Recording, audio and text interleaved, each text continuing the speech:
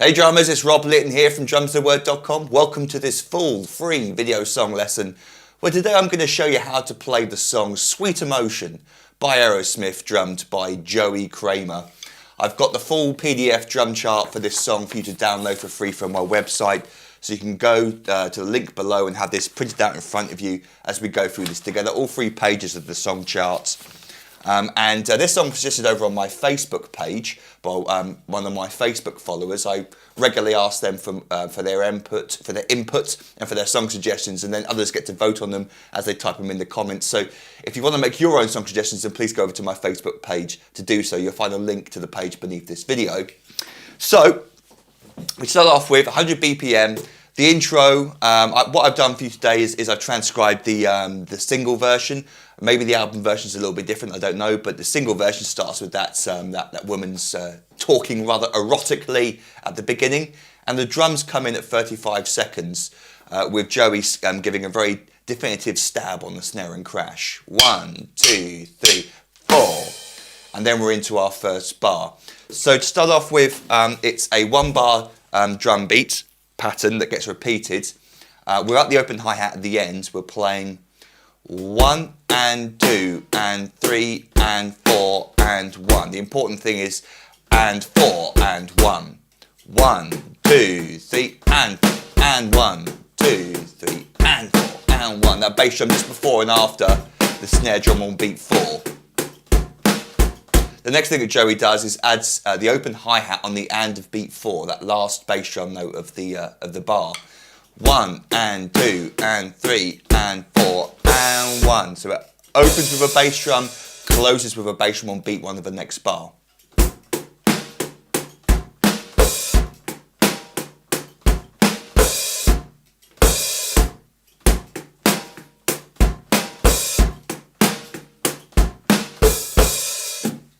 So that 1-bar pattern gets repeated for the next 8 bars. It's just the same for the intro, the same bar for the intro, all 8 bars of it. And then we go into verse 1. And Joey doesn't introduce the section with a crash cymbal on beat 1 as most would expect. A rather cool idea.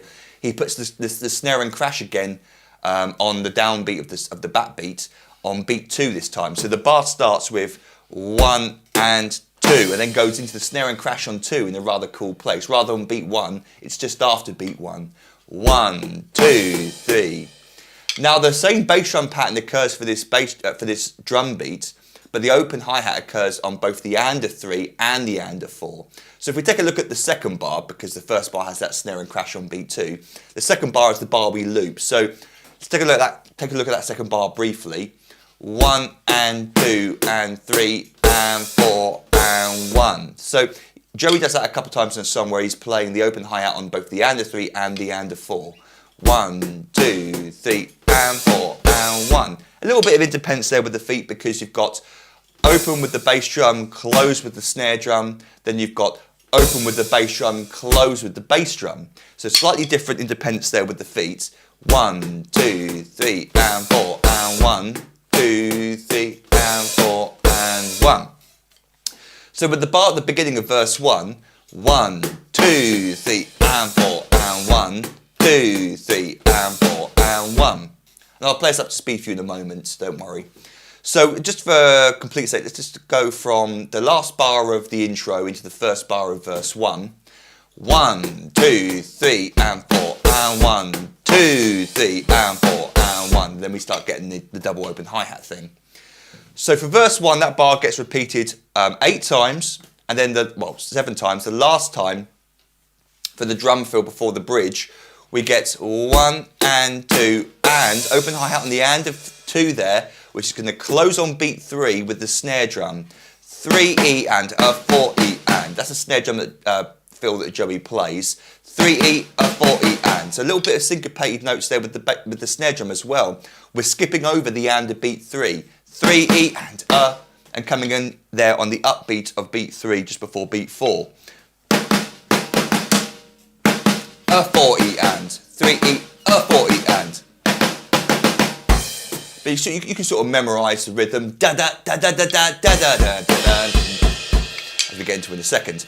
So that last bar, 1 and 2 and 3 and a 4 and 1, 2 and 3 and 4 and. So make sure you get that syncopation correct. A little note here is also on the recording, it's very quiet in the mix, but you can sort of hear it. Joey sort of adds the hi-hat foot in the gap where the snare drum is playing. So on the recording, he's actually playing this. But you don't have to worry about putting that hi-hat foot on the and a beat 3. No one's really hearing it. It's just a sort of a timekeeping device that the drummer uses to make sure he's staying in time with himself. So if you want to play the bar completely correct, that's what he plays. Well, actually, he does close the hi-hat on beat 3, but he plays it on the and a beat 3 as well. Tiny little things like that aren't important at all. It's just a point of interest I thought I'd point out to you. Of the word point there. So we then go on to bridge 1, and this is the cool bit really, certainly the hardest part for most drummers. We've got this 1 bar pattern that gets repeated. So we're up on the ride cymbal, and Joey does play sort of near the bell of the ride cymbal, but his ride cymbal sounds so big and massive, and his bell must be this is going to sound dodgy, his bell must be really big as well. Because we're getting loads and loads of high-pitched notes going on with the ride cymbal. I don't think he's playing directly on the bell, he's playing near it. So you can sort of do the same. If you play on the bell for all the notes, it doesn't sound correct. If you play away from the bell too much, it doesn't really sound like the recording either. It's sort of in between. So that's up to you to explore. It depends on your ride cymbal setup and whether you've got a massive bell or not. Yeah, sorry, that was silly. Right, so well, I'm going to play sort of around here. I'm not going to worry too much about the bell sound. So the basic pattern, and it's not really basic, but here we go. We get 1 and 2 E and a 3 E and a 4 and. So the snare drum's playing on 2, 3, 4, and for beat 2 and 3, we're playing in between the right hands on the bass drum.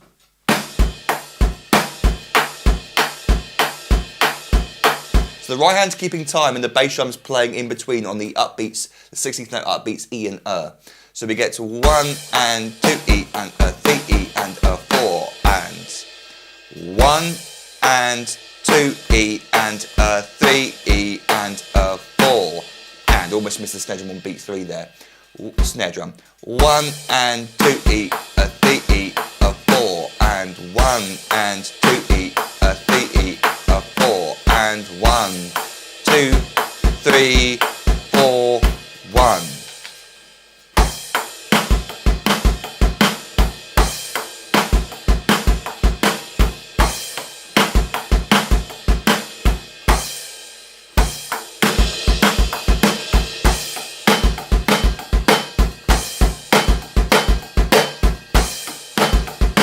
If you sort of play it all on the ride cymbal,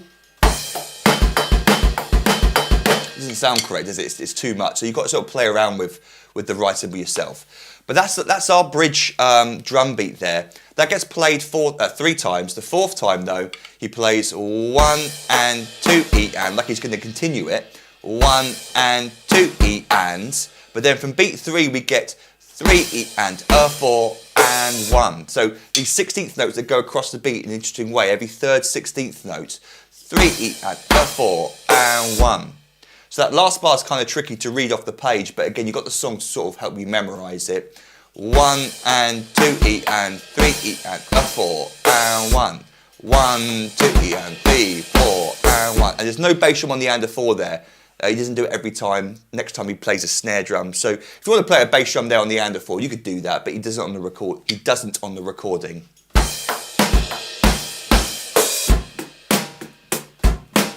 I'm into our next verse. So slowly before we play up to speed, bridge 1, 1, 2 E, a 3 E, a 4 and 1, 2 E, a 3 E, a 4 and 1, 2 E, a 3 E, a 4 and 1 and 2 E and 3 E and a 4 and 1.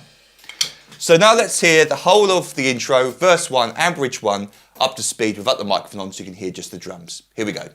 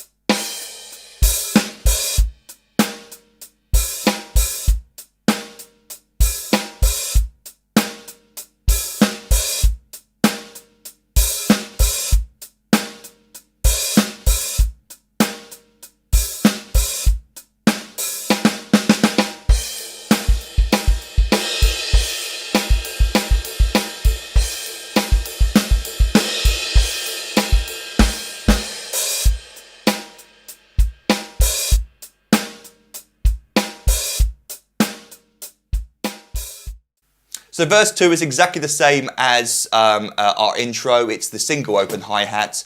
1, 2, 3, and 4, and the single open hi-hat at the end of the bar.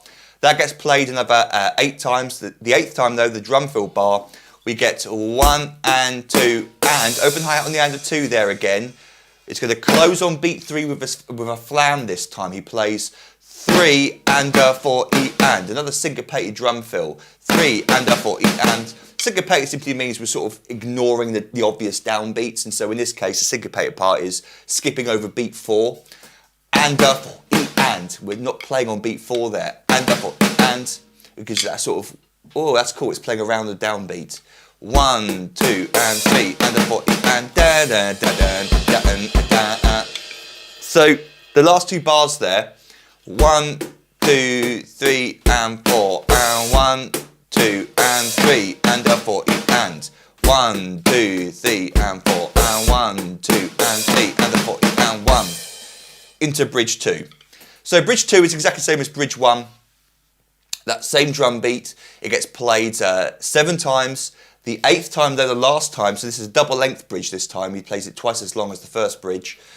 The end of the bridge 2, though, he plays 1, 2 E. So a surprise bass drum there on the of beat 1, just pushing before beat 2 there on the snare drum.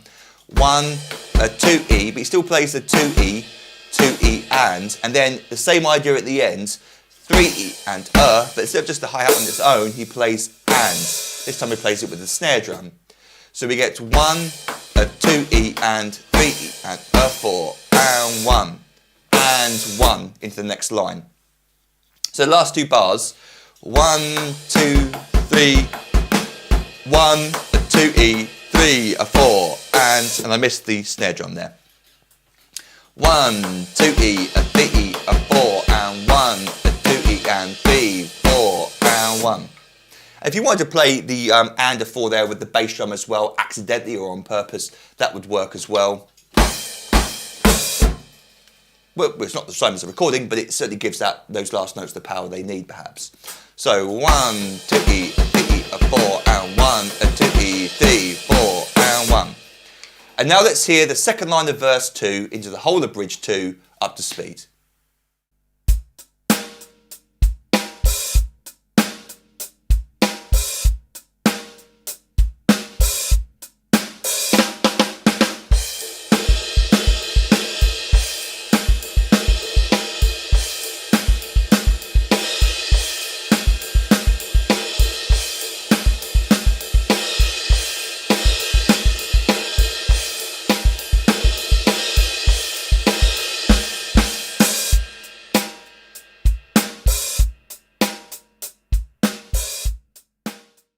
So on to page 2, chorus 1.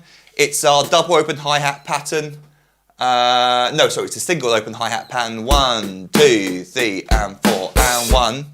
And that goes all the way to the end of chorus 1, exactly the same, those 8 bars. But the last bar, we get some extra open hi-hat notes. Very subtle in the mix. You can leave this kind of stuff out, but it's there on the recording. Joey plays something like 1, 2, 3, and 4, and 1. Where the hi-hat starts to open from the and of beat 3 and 4 and it's fully open by the and of 4. 1, 2, 3 and 4 and 1. So it's kind of like that. It's not 1, 2, 3. It's not da da da. It's more building up. 1, 2, 3 and 4 and 1. So if you want to add in those sort of dynamics, feel free to, but that makes it a little bit tricky to read perhaps. So leave out those open hi-hats on the and of 3 and 4 and just play the open hi-hat on the and of 3 and 4 and just play the open hi-hat on the and of 4. That will work just as well. But notice there's no bass drum on the and of 4 there, the very last bar. So we go into verse 2 without that bass drum on the and of 4. So verse 3 is our double open hi-hats, and we also got that surprise snare and crash on beat 2 of the first bar. 1, 2, 3 and 4 and 1, which is a really cool idea. So look out for that snare and crash on beat 2 there of the first bar. But then we got the and 4 and 1 and 4 and 1 bass drum and hi-hat pattern. The very last bar of verse 3, we get again with some extra open hi-hat notes starting on beat 2. 1 and 2 and, so it's like 2 2, and fully open there on the and then 3E, a 4E, and same as our first drum fill. So it's 3E and a 4E, and if you want to put the hi-hat foot in there as well. So 1 and 2 and 3E, a 4E, and 1, 2 and 3E, a 4E, and 1 into bridge 3. Bridge 3 is identical to bridge 1, I believe, even with the open hi-hat at the end, but it has the extra bass drum note on bar 4 on the of 1. So that last bar, 1, a 2E, and 3, a 4, and 1, a 2E, oh, right cymbal, 1, 1, and a 2E, and 3, 4, and 1.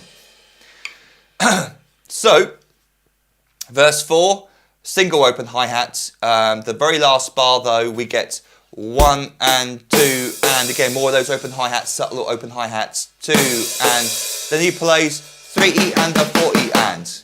Cool idea. Before it's all been syncopated, now it's just solid towards the outro. 3E and a 4E, and. So 1, 2, and 3E and a 4E, and 1, 2, a 3E, a 4, and into our final bridge. So the last two bars of verse 4, 1, 2, 3, and 4, and 1, 2, and 3, and a 4E, and 1. Into our final bridge.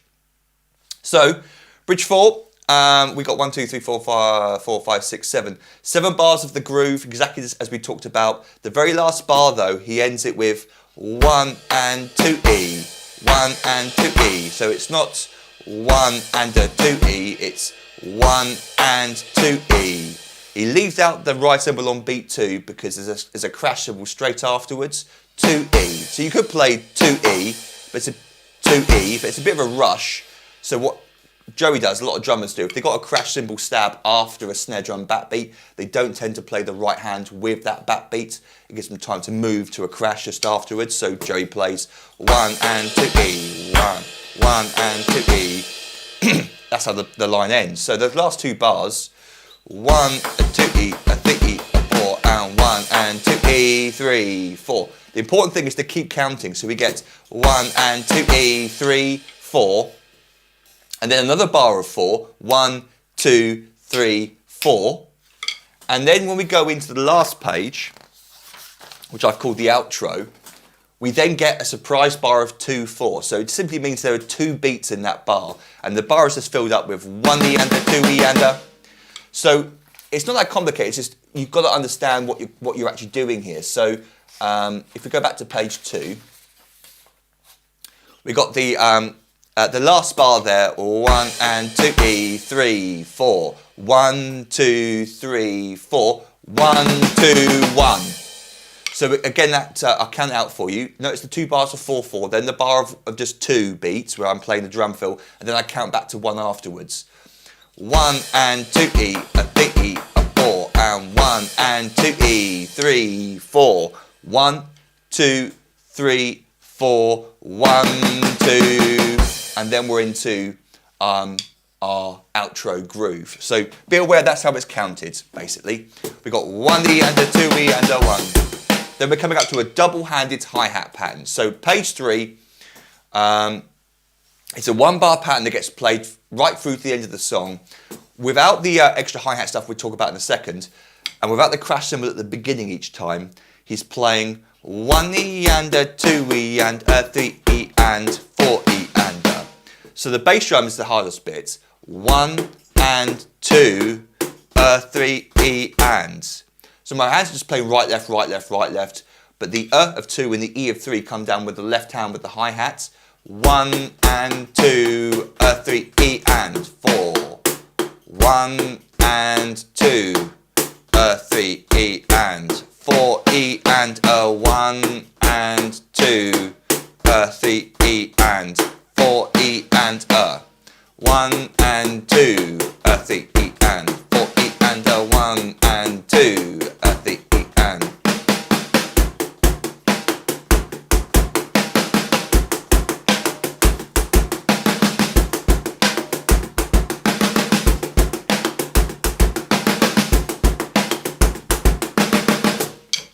So that's our basic pattern. There's a crash cymbal at the beginning of each bar, and the final thing which I wanted to leave to the last, was the hi-hat stuff. So on the recording, he sounds like he's playing all these upbeat open hi-hat notes, but when you watch him play it live, he doesn't replicate that, because I thought that was a little bit too advanced for Joey. No offence to Joey, because it would be a really hard thing to play exactly what I'm hearing, what I think I'm hearing on the recording. Lots of upbeat open hi-hat notes, chittin, chittin, chittin, chittin, chittin.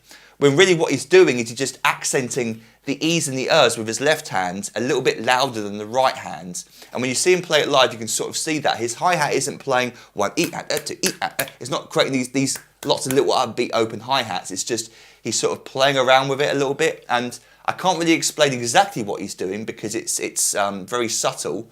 And like I said, when you watch him play it live, it's different every time. So I just got to show you a few times. So mainly the hi-hat is loose.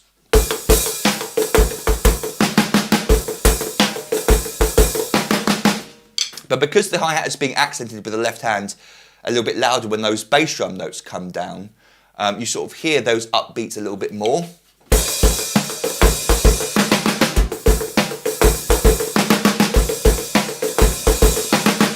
Duh, duh, duh. You sort of hear those upbeats, and he's kind of doing an open hi-hat thing.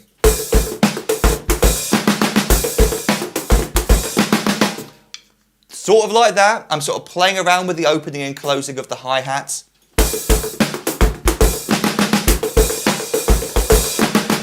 But it doesn't change as much as that. So really what Joey's doing, what I'm trying to say is that Joey is playing a loose hi-hat.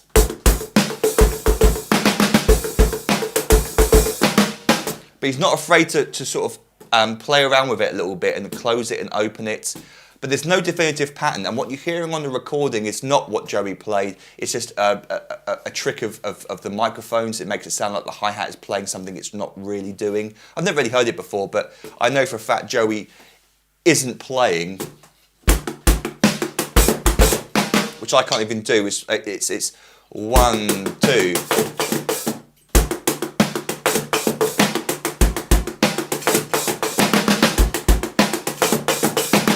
That's what I'm hearing on the recording, these upbeat open hi-hats, but it's not, it's just where the hi-hat is breaking through on the recording. So that's the last time I'm going to mention that. I've gone on about that enough. I think my excuses are out the way.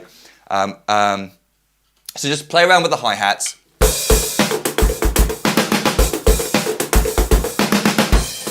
And sort of explore your own sounds there with the hi-hat. But if you really find that too tricky, and you probably will, just keep it open.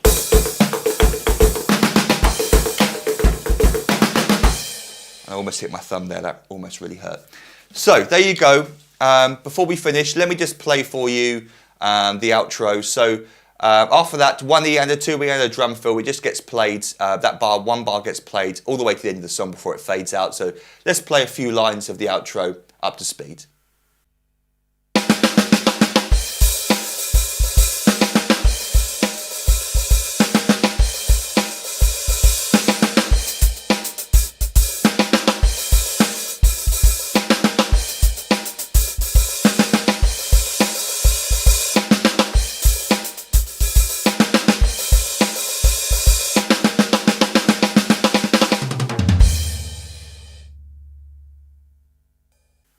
So if you've got any questions about any of that, feel free to email me, rob@drumstheword.com. Don't forget to download the free PDF, the full drum chart that came with this lesson, all 3 pages of the song.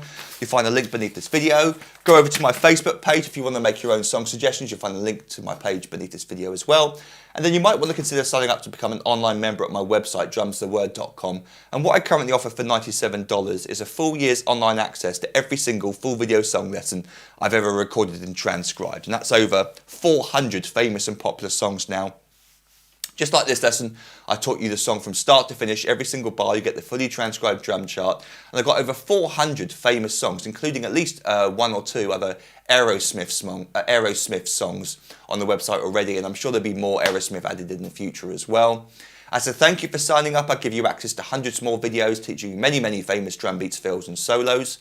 I give you 3 ebooks I've written over the years containing hundreds more famous drum beats, fills and solos.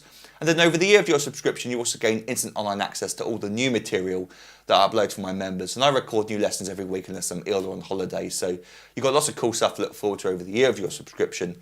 But if you've got any questions about any of that, feel free to email me, rob@drumsaword.com, and until our next drum lesson together, toodle pip and happy drumming to you.